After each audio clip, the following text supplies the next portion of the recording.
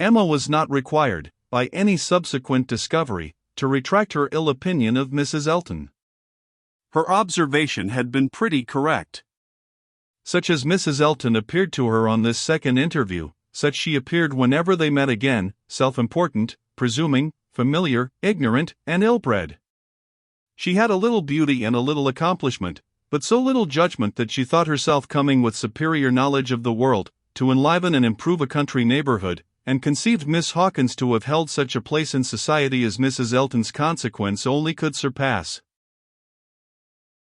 There was no reason to suppose Mr. Elton thought at all differently from his wife. He seemed not merely happy with her, but proud. He had the air of congratulating himself on having brought such a woman to Highbury, as not even Miss Woodhouse could equal, and the greater part of her new acquaintance, disposed to commend, or not in the habit of judging, following the lead of Miss Bates's goodwill, or taking it for granted that the bride must be as clever and as agreeable as she professed herself, were very well satisfied, so that Mrs. Elton's praise passed from one mouth to another as it ought to do, unimpeded by Miss Woodhouse, who readily continued her first contribution and talked with a good grace of her being very pleasant and very elegantly dressed. In one respect Mrs. Elton grew even worse than she had appeared at first. Her feelings altered towards Emma. Offended, probably, by the little encouragement which her proposals of intimacy met with, she drew back in her turn and gradually became much more cold and distant, and though the effect was agreeable, the ill will which produced it was necessarily increasing Emma's dislike. Her manners, too, and Mr. Elton's, were unpleasant towards Harriet. They were sneering and negligent. Emma hoped it must rapidly work Harriet's cure, but the sensations which could prompt such behavior sunk them both very much. It was not to be doubted that poor Harriet's attachment had been an offering to conjugal unreserve, and her own share in the story, under a coloring the least favorable to her and the most soothing to him, had in all likelihood been given also. She was, of course, the object of their joint dislike. When they had nothing else to say, it must be always easy to begin abusing Miss Woodhouse, and the enmity which they dared not shew in open disrespect to her, found a broader vent in contemptuous treatment of Harriet. Mrs. Elton took a great fancy to Jane Fairfax, and from the first. Not merely when a state of warfare with one young lady might be supposed to recommend the other, but from the very first, and she was not satisfied with expressing a natural and reasonable admiration, but without solicitation, or plea, or privilege, she must be wanting to assist and befriend her. Before Emma had forfeited her confidence, and about the third time of their meeting, she heard all Mrs. Elton's knight-errantry on the subject. Jane Fairfax is absolutely charming, Miss Woodhouse. I quite rave about Jane Fairfax. A sweet, interesting creature. So mild and ladylike, and with such talents. I assure you I think she has very extraordinary talents. I do not scruple to say that she plays extremely well. I know enough of music to speak decidedly on that point. Oh, she is absolutely charming. You will laugh at my warmth, but, upon my word, I talk of nothing but Jane Fairfax, and her situation is so calculated to affect one, Miss Woodhouse. We must exert ourselves and endeavor to do something for her. We must bring her forward. Such talent as hers must not be suffered to remain unknown. I dare say you have heard those charming lines of the poet. Full many a flower is born to blush unseen, and waste its fragrance on the desert air. We must not allow them to be verified in sweet Jane Fairfax.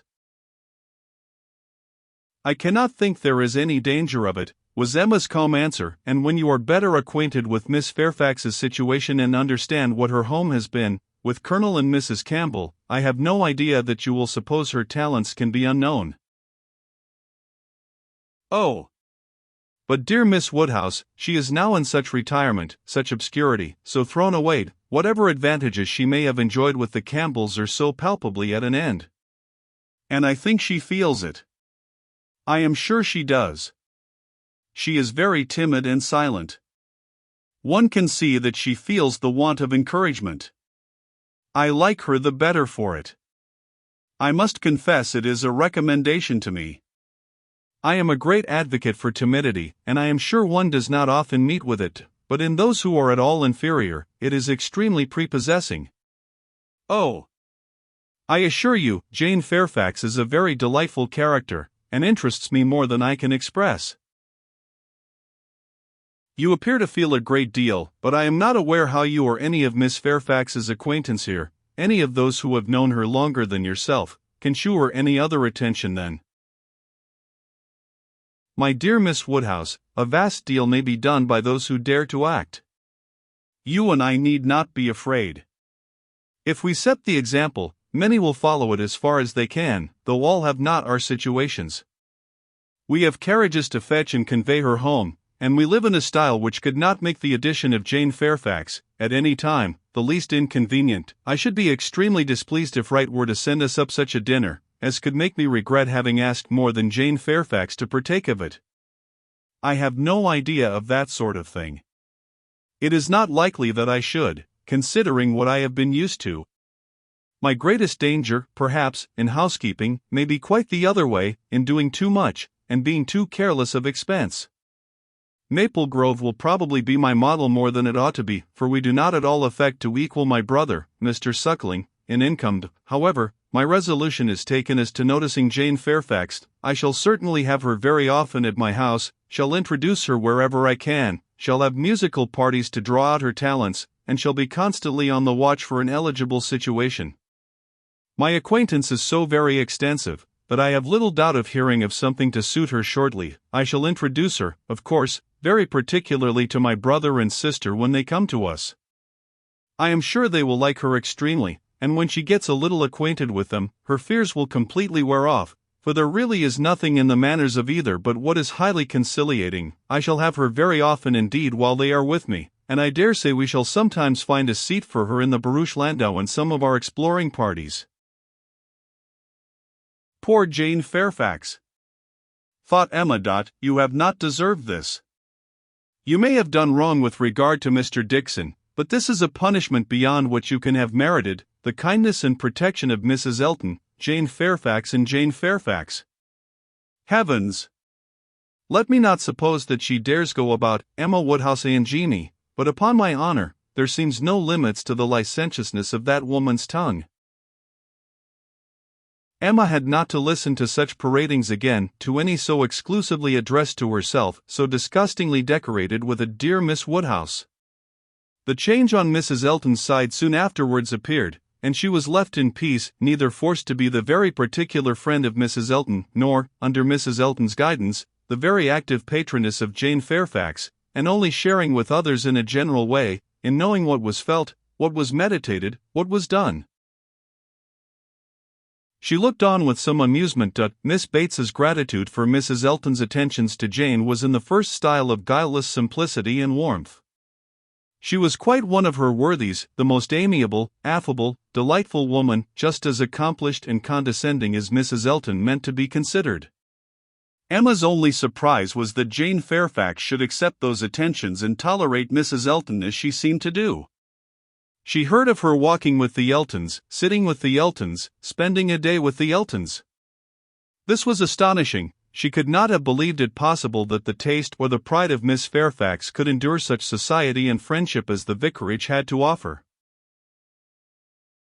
She is a riddle, quite a riddle, said she. To just to remain here month after month, under privations of every sort.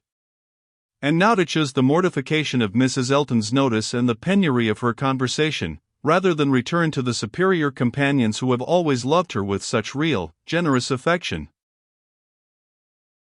Jane had come to Highbury professedly for 3 months, the Campbells were gone to Ireland for 3 months, but now the Campbells had promised their daughter to stay at least till midsummer, and fresh invitations had arrived for her to join them there. According to Miss Bates, it all came from her. Mrs. Dixon had written most pressingly. Would Jane but go, means were to be found, servants sent, friends contrived, no travelling difficulty allowed to exist, but still she had declined it. She must have some motive, more powerful than appears, for refusing this invitation, was Emma's conclusion. She must be under some sort of penance, inflicted either by the Campbells or herself. There is great fear, great caution, great resolution somewhere. She is not to be with the Dixons. The decree is issued by somebody. But why must she consent to be with the Eltons? Here is quite a separate puzzle. Upon her speaking her wonder aloud on that part of the subject, before the few who knew her opinion of Mrs. Elton, Mrs. Weston ventured this apology for Jane. We cannot suppose that she has any great enjoyment at the vicarage, my dear Emma, but it is better than being always at home.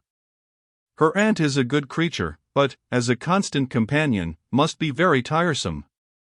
We must consider what Miss Fairfax quits, before we condemn her taste for what she goes to. You are right, Mrs. Weston, said Mr. Knightley warmly. Miss Fairfax is as capable as any of us of forming a just opinion of Mrs. Elton. Could she have chosen with whom to associate, she would not have chosen her. But, with a reproachful smile at Emma, she receives attentions from Mrs. Elton, which nobody else pays her.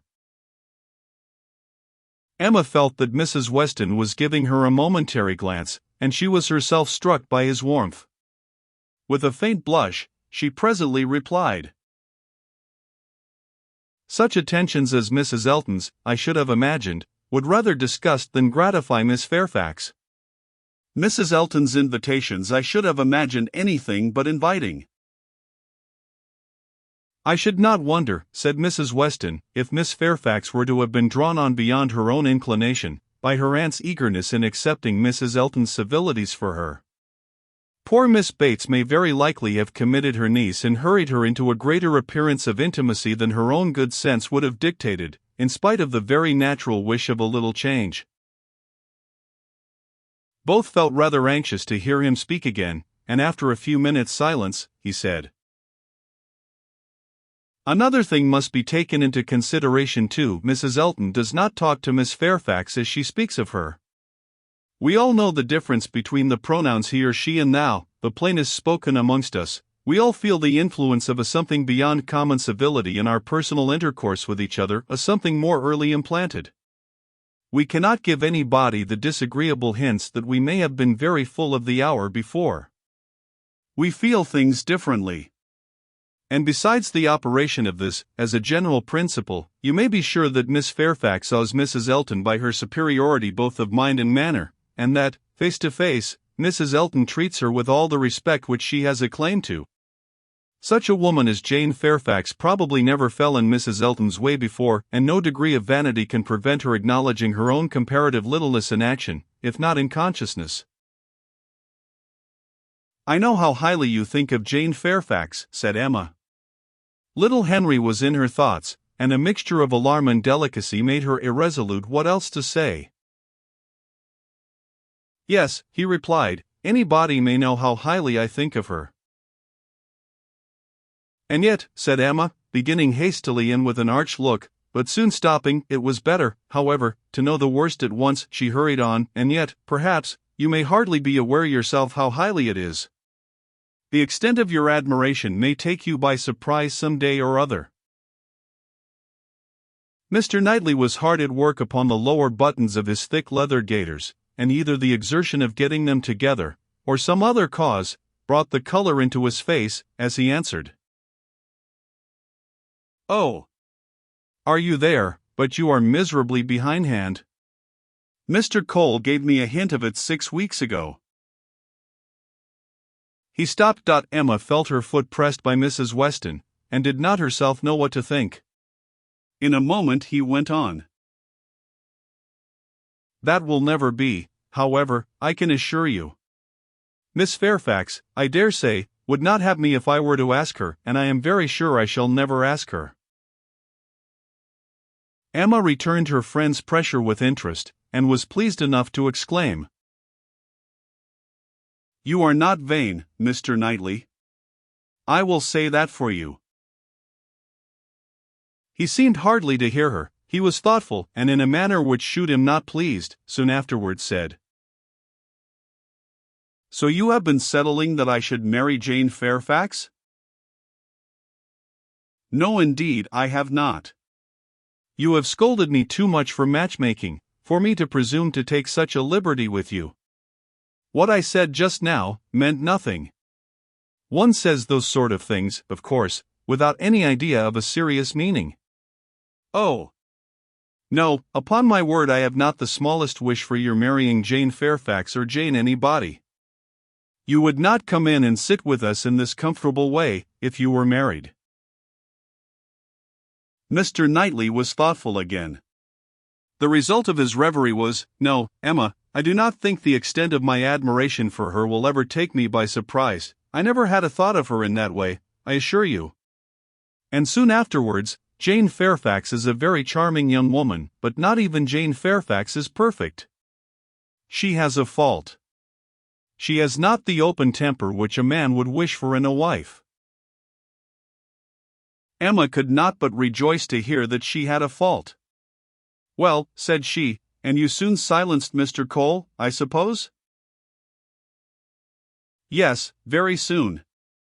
He gave me a quiet hint. I told him he was mistaken. He asked my pardon and said no more. Cole does not want to be wiser or wittier than his neighbors. In that respect, how unlike dear Mrs. Elton, who wants to be wiser and wittier than all the world. I wonder how she speaks of the Coles, what she calls them. How can she find any appellation for them, deep enough in familiar vulgarity? She calls you, Knightley, what can she do for Mr. Cole? And so I am not to be surprised that Jane Fairfax accepts her civilities and consents to be with her. Mrs. Weston, your argument weighs most with me. I can much more readily enter into the temptation of getting away from Miss Bates, than I can believe in the triumph of Miss Fairfax's mind over Mrs. Elton. I have no faith in Mrs. Elton's acknowledging herself the inferior in thought, word, or deed, or in her being under any restraint beyond her own scanty rule of good breeding. I cannot imagine that she will not be continually insulting her visitor with praise, encouragement, and offers of service, that she will not be continually detailing her magnificent intentions, from the procuring her a permanent situation to the including her in those delightful exploring parties which are to take place in the barouche landau. Jane Fairfax has feeling, said Mr. Knightley. I do not accuse her of want of feeling. Her sensibilities, I suspect, are strong and her temper excellent in its power of forbearance, patience, self-control, but it wants openness. She is reserved, more reserved, I think, than she used to be, and I love an open temper. No, till Cole alluded to my supposed attachment, it had never entered my head. I saw Jane Fairfax and conversed with her, with admiration and pleasure always, but with no thought beyond. Well, Mrs. Weston, said Emma triumphantly when he left them, what do you say now to Mr. Knightley's marrying Jane Fairfax? Why, really, dear Emma, I say that he is so very much occupied by the idea of not being in love with her, that I should not wonder if it were to end in his being so at last. Do not beat me.